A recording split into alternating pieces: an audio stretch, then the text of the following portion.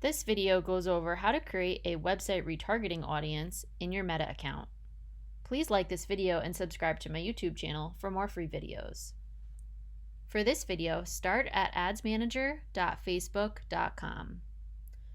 If you need to change the account you're in, do it in this top area here. And from here, you need to go to the audience section, which is right here. If you don't see it on your left screen, click this tool icon and then find it from there. From here, if you don't have any audiences created yet, it will look like this. To create a website retargeting list, you would click Create a Custom Audience. And in order to do this, you need to make sure that you have your Meta base pixel on your website. Otherwise, it's not going to be able to pull any information from your website to make this list. You can find that in a different video on my YouTube channel. If you already have that set up, from here you would click Your Sources Website. Click Next. Make sure you have the correct pixel here, otherwise click the drop down to select the correct one. Now from here you can do all website visitors or specific website visitors on your website. So if you want to do all website visitors from forever, you can do 30 days, you can change it to 90 days, however long you want them to remain in your audience for and get your ads for. Now if you want to do specific website visitors, you would do this drop down. People who visited specific web pages. Again, you can change the audience retention to be 30 days, 60 days, 180 days, however many days you'd like.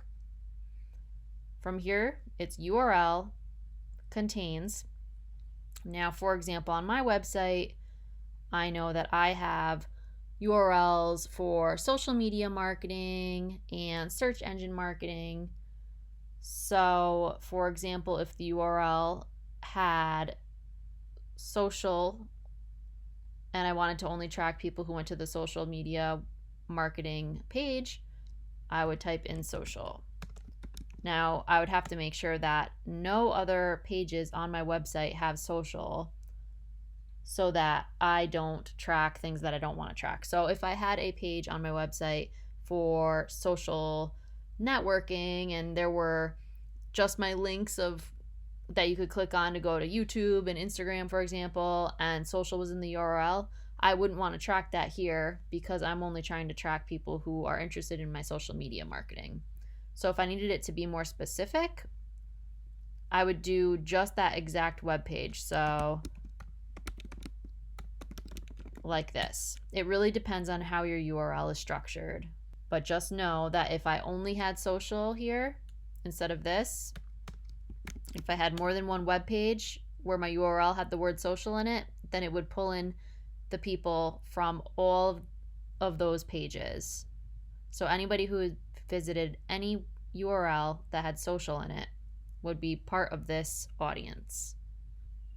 From here, you can refine it further. So if they visited social and they were only on a desktop or a phone, for example, you could do it that way. If you want to make it even more narrow, you don't want to make it too narrow, otherwise your ads aren't going to show. So keep that in mind. After you make this, just give it a little bit of time and you'll be able to see an estimate of how big your audience is. So now you just want to, you can include more people, exclude people, play around with it, and then just name your audience. So I could just put social audience 30 days because that's what I have here. Click Create Audience. Now you see my estimated size is below 1,000. Again, I'd give it a day or two to fully update so that you know exactly how estimated your audience size is, because sometimes it does take a little bit of time to load if you have a lot of website visitors. So if you get out of that, you'll see when it was created and an estimate, and see how it says populating. That means it's not ready yet. So just check back for once it's available. And that is all for this video. Thank you for watching.